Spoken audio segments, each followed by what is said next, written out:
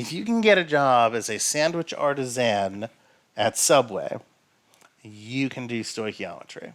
Right? So they will do this as like tires per car, or how do you make a pizza, how do you make a sandwich, how do you make a sundae, but it's all the same idea, right? When you go through and you need to make a sandwich, you have a certain ratio of the numbers of things that constitute that sandwich. Just like in a chemical reaction, you're going to have a ratio between the number moles of things that go in to make a product, and you might have some stuff left over if those things aren't exactly set up in the right amounts from the beginning. Right? So here you've got a bunch of bread pieces, you got a bunch of meat pieces, and you got some cheese pieces. And so for each sandwich, you're going to need 2 slices of bread, 3 slices of meat, and 1 slice of cheese. From what you have been given, you're going to use up all of your meat, but you will have some leftover cheeses, and you will have some leftover breadses. Right? This is the idea behind what we call a limiting reactant and an excess reactant. So you will have a limiting reactant here. Right? It's the thing that controls how many sandwiches you can make. Well, if I've got 9 slices of meat and I've got 3 slices of meat per sandwich, I can make 3 sandwiches. I can't make 4 sandwiches. I can only make 3. So the one that controls the number or amount of product you make is called your limiting reactant or reagent, and the things that are left over, those guys are going to be your excess reactants. So here we've got 2 excess reactants, both bread and cheese. Okay. So if we consider the reaction between nitrogen and hydrogen forming ammonia, we've got our balanced chemical equation that says I'm going to take 1 nitrogen and I'll combine it with 3 hydrogens to make 2 ammonias. So each molecule of ammonia has it's made up from 1 nitrogen and 3 hydrogen molecules.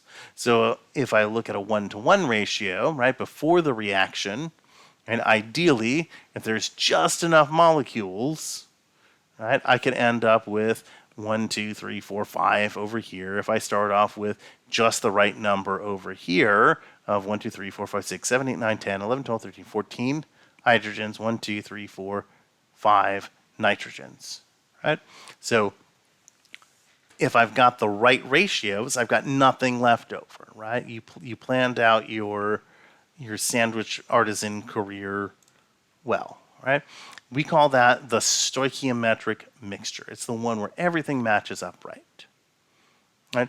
It's the one that possesses equivalent amounts of reactants that matches the numbers in the balanced equation. The presence and quantity of the limiting reactant determines the amount of product formed because that's the one that runs out first. And if you don't have enough of one of those things, we're going to call that the limiting reactant. All right, so if we got a reaction in which 25 kilograms of nitrogen are mixed with 5 kilograms of hydrogen to form ammonia, the amount of ammonia formed needs to be calculated. The balanced equation is used to identify the limiting reactant. So we will do it this way, and then I will show you how I do it my way. So determine the moles of the reactants, right? So you've got your 25 kilograms of nitrogen and your 5 kilograms of hydrogen. Right? Remember that our masses might be deceptive because 5 kilograms of hydrogen might have more moles than the nitrogen. Right?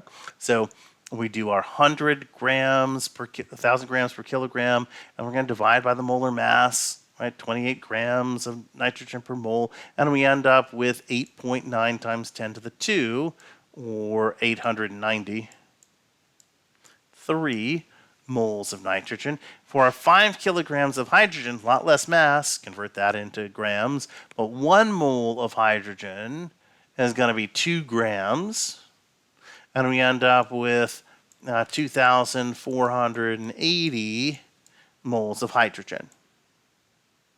Right? And our question is, which one runs out first, right? And so already we're seeing, well, I can't necessarily intuit from the mass which one runs out first, because I got a lot more hydrogen over here than I've got of nitrogen over here, right? So I can't necessarily do that, but my balanced chemical equation isn't 1 to 1 to 1. right? If it was 1 to 1 to 1, it'd be easy, but it's not. I need to look at what my mole ratio is from the balanced chemical equation. So in my balanced chemical equation, right, I've got my 8.93 times 10 to the 2 moles of nitrogen, and there's 3 moles of hydrogen per mole of nitrogen, so I'm going to get 2.63 times 10 to the third moles of hydrogen. All right? So 2.43 times 10 to the 3 moles of hydrogen are going to require 2.27 times 10 to the 2 moles of nitrogen. So nitrogen is in excess, and hydrogen is the limiting reactant. All right. And we're going to look at an alternate way. An alternate method to determine the limiting reactant. A comparison is made between the mole ratio of the substance required by the balanced equation and the mole ratio of the reactants actually present. So we've got a 3 to 1 hydrogen to nitrogen ratio, which means that the 3 moles of H2 divided by the moles of N2 required is going to be 3 to 1. So adding the values together, we end up with a 2.48 times 10 to the third divided by 8.93 times 10 to the 2, and we get 2.78. The actual mole ratio of the H2 to the N2 is too small, so H2 is the limiting factor. This method of determining the chemical reactant, the amounts of products formed by competing consumption of the reactant are considered.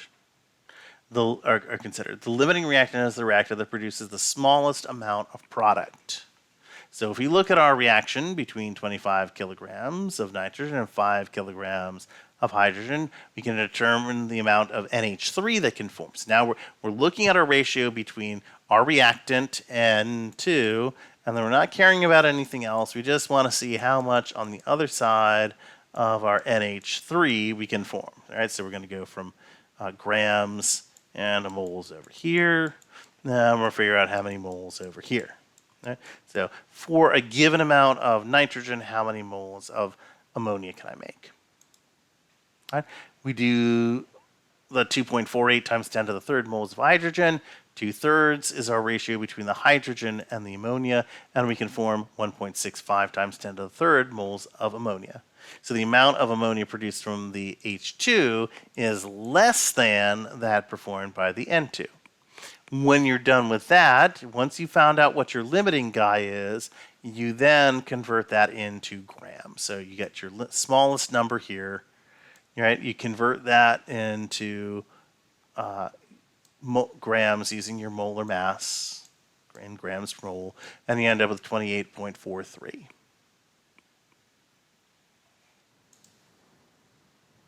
Right, setting it up the way I would do it, right? I'm going to write out my balanced chemical equation here.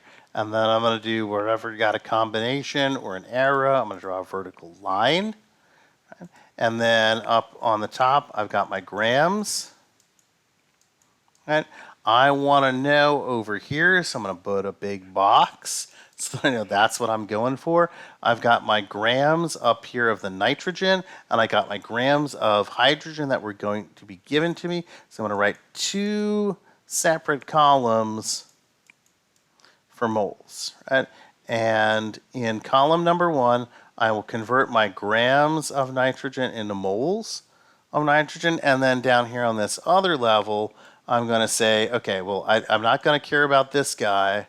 I just want to see from here how many moles of hydrogen can I make and how many moles of ammonia can I make. Here on this one, I want to see from my grams of nitrogen how many moles of ammonia can I make, and I don't care about this guy. So my 25,000 grams of nitrogen, I'm going to use nitrogen's molar mass to convert that into moles. So I'm going to use the molar mass of the nitrogen here, 28 grams per mole, to figure out the number of moles of nitrogen I've got in 2,500 grams. And that's going to be like 8.9 times 10 to the 2 moles. I look at the mole to mole ratio going this way between here to the nitrogen. That is a 1 to 2 ratio. And that gives me 1,786 moles of nitrogen that I can make from my 8.9 times 10 to the 2 moles of nitrogen, which comes from my 25,000 grams of nitrogen. I do the same thing with the hydrogen. Using the molar mass of hydrogen of about 2 grams per mole, our 5,000 grams of hydrogen is about 2,500 moles of hydrogen. We then look at the mole to mole ratio between the 2 hydrogens and the 3, so we can write this guy as a 2 to 3 ratio. And again, you want to be careful here to make sure that you are doing the right division and multiplication process. So you're going to want to multiply by 2 and divide by 3 because it should be smaller, right? I'm going from a bigger amount to a smaller. And I get 1,666 moles of nitrogen or of ammonia that can be made. I'm going to look between these two, and I'm going to pick the one that is the smallest of the two. Right? So I'm going to pick the smallest, and then I'm going to convert that guy back up into grams using the molar mass of ammonia. We use 17 grams per mole. I've got the number of moles, I've got the grams per mole, and I end up with 333 grams of NH3. Let's do another example. Nitrogen gas can be prepared by passing gaseous ammonia over solid copper oxide at high temperatures. Other products of the reaction are going to be solid copper and water vapor. If a sample containing 18.1 grams of ammonia is reacted with 90 grams of copper oxide, what's the limiting reactant and how many grams of N2 will be formed? Another question you can ask is how much is left over? Okay. So how much of our limiting reactant is left over? Another thing we could ask too is, well, how efficient is this reaction? Because what we will see is that not all reactions are going to be 100% efficient, and that'll get us to something called percent yield. All right, so our objective is we're going to stop at finding the limiting reactant, and we're going to find the mass of N2 produced. So our information that is available to us is that we've got our balanced chemical equation, our BCE, that's step 0. Right? We know how many grams of ammonia we've got, and we know how many grams of copper oxide. One of the things I want you guys to get into the habit of is as soon as you see a mass, get it into moles. Right? That should almost become a reflex action over time. Is as soon as you see this, like, yeah, I'm not going to need that as grams. I want that in moles, and I want this guy in moles of copper oxide. I want this guy in moles of ammonia. Right? So as soon as you see grams, your brain should already start being on the track to translate that into moles. So we need the balanced chemical equation, we need the moles of NH3, and we need the moles of copper oxide. So step 1, or step 0, is balance that chemical equation. It's going to come out as 2 NH3s and 3 CuO solids are going to give us nitrogen gas, copper solid, and water. 3 waters. 3 copper solids and 3 waters. So first thing we got to do is find the moles of reactants. We're going to take our 17.03 grams per mole of ammonia, and we're going to multiply that by our 18 grams and get a little over 1 mole of ammonia. We do the 90 grams of copper oxide, we divide by its molar mass, and we get a little over 1 mole of copper oxide. Again, we cannot from the moles alone or from our mass alone necessarily figure that out without using that balanced chemical equation to figure out how much we got at the end. We wanted to determine the limiting reactant by comparing the moles of each of the reactants. So identify the ratio between the ammonia and the copper. So it's going to be a 3-to-2 ratio. Determine the moles of copper that would react with the 1.6 moles of ammonia. So if I got 1.6 moles of ammonia, it's in a 3-to-2 ratio with the copper. I'm going to need 1.59 moles of copper. Do I have 1.59 moles of copper? No, I only have 1.14, so I've got less copper than I would need, which means that my copper is my limiting reactant. Right? You're going to compare the 2 ratios if you want to do that, but once you know that if I need 1.5 and I only got 1.14, I've identified my limiting reactant. The limiting reactant could also be determined by calculating the moles of N2 that would be formed. Right? That's the way I like to do it. 1.06 moles of ammonia in a 1-to-2 ratio between the nitrogen and the ammonia is going to give me 0.53 moles of N2. My 1.14 moles of copper, I'm going to react in a 1-to-3 ratio and give me 0.38 moles of N2, right? I'm going to find the one that makes the least amount of moles of my product. Copper is limiting as it produces a smaller amount of N2. To determine the mass of N2 produced using the mole ratio between the N2 and the copper, I know how many moles of copper I've got. I'm going to use my ratio. This was coming from my balanced chemical equation, right? Don't forget that guy. My moles of copper oxide cancel out, right? This ratio is coming from the balanced chemical equation. I end up with 0.38 moles of N2. And then you just convert that into mass using the molar mass. So my 0.38 moles of N2, I'm going to multiply by 2.8 times 2.802 grams of N2 per mole of N2, and I end up with 10.6 grams of nitrogen.